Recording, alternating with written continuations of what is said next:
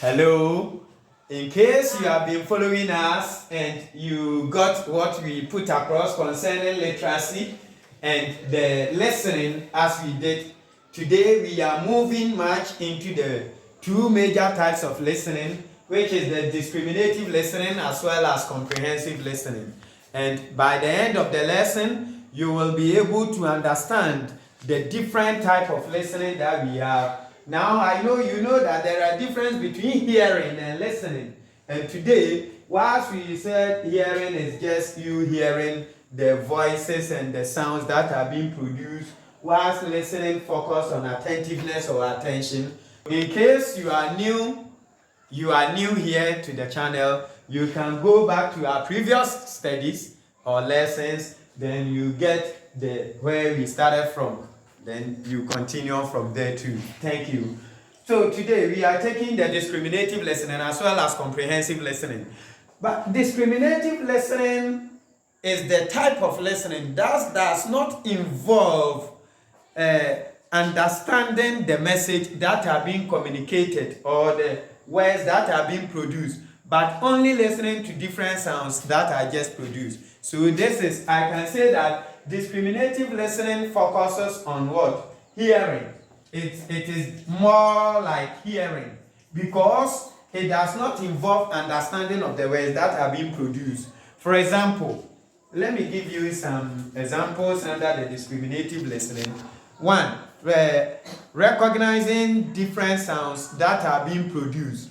Different sounds that are being produced. Your ability to recognize the difference.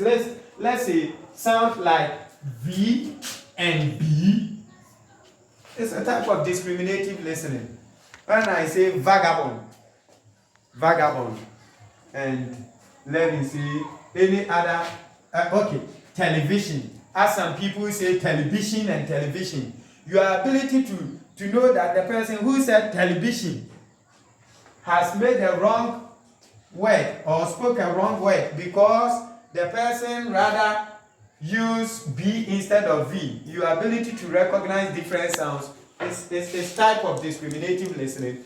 Then recognizing foreign language. Let's say someone is speaking foreign language to you, though you do not understand, you don't get the information that the person is putting across, but your ability to recognize that this language that are being produced here, the person is speaking is foreign language to me, is what? Is a discriminative listening.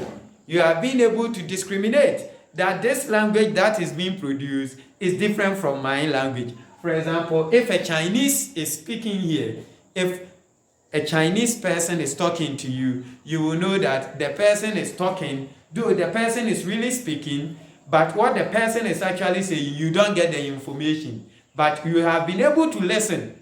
You have heard that the person is talking. And that is discriminative listening.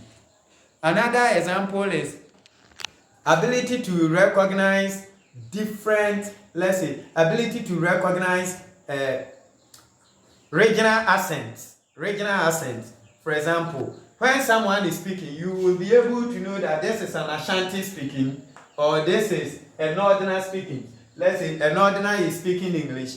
You can see that the R sound is constant and rolling very well than an Ashanti, because when an Ashanti is speaking, you hear that the R is changing to L as well as other people talking, and that is all. So immediately someone speaks and the R is changing to L, you say, hey, are you an Ashanti? Are you from Ashanti or are you from Kumasi?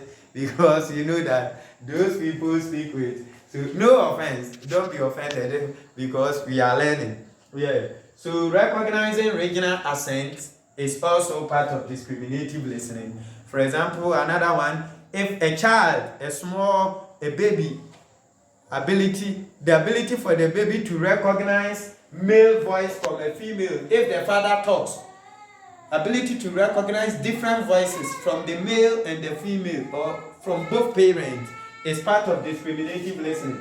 Because whenever a man speaks, the child is able to recognize that this is my dad, that my dad is the one outside talking, or my mom is the one talking. That is part of discriminative listening. Though you will be inside your room, you will hear someone talking, but you have not seen the person talking, or you didn't even hear the exact word the person said, but your ability to recognize that this voice talking is a male or a female, or this voice talking is from someone, will let you know that this is a discriminative listening. So we are done with this. Let's move straight to the comprehensive listening. The comprehensive listening is the type of listening that we listening to understand.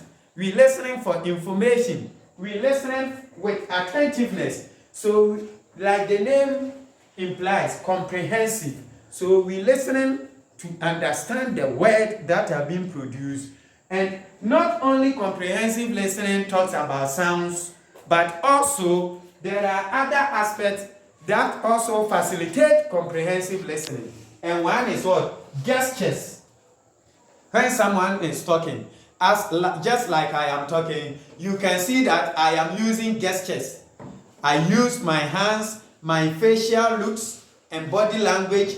All these things will let you understand much better what I am telling you. So if someone is talking or someone is speaking, the gestures the person will use will let you know that the person is saying this or doing that. I remember back in school, when you are talking to our seniors, they will tell you to put your hands at your back because they don't want to see you using gestures. Because the way you may be using this, or maybe you'll be using your left hand to talk, will let people know that you are not respectful. So the gestures you will use to show. Let's say someone wants to send you a child, and the child starts to use gestures. The person will know that the child don't want to go on that errand. So gestures also give what? Comprehensive listening. Then body language. The body language that the person will use. When someone is talking, the way the person will use the body language, the signs, the facial expressions, and everything will also give understanding. That is why most of the times when people are talking, they say, look at me. Look at me. Pay attention. Look straight. Look at me. Because those things also facilitate what? Comprehensive listening. That is why most of the times we do go to concerts, halls, and other, let's say, lectures, and we want to sit at the front because we want to even look at the lips, the lips, in order to get the words that are being produced or the person talking. Then another aspect, another thing that facilitates comprehensive listening is tone of the voice. The tone the person will use to talk, the manner and the tone of the voice also give more understanding to what the person is saying. For example, if I say, I will slap you, check the difference between I will slap you and I will slap you. You can see that the tone of the voice will let you know which of them I was joking or I was really serious. Let's say someone is saying, I will kill you. Hey, if I check and you have really taken my money, hey, I will kill you. And when someone is saying, if you really took my money, I will kill you. You can see that the facial look has given you a certain information, as well as the tone of the voice has also given you another information for you to know that the person is really serious or the person is really angry with you about your action or attitude. So that is one aspect of the comprehensive listening. Thank you.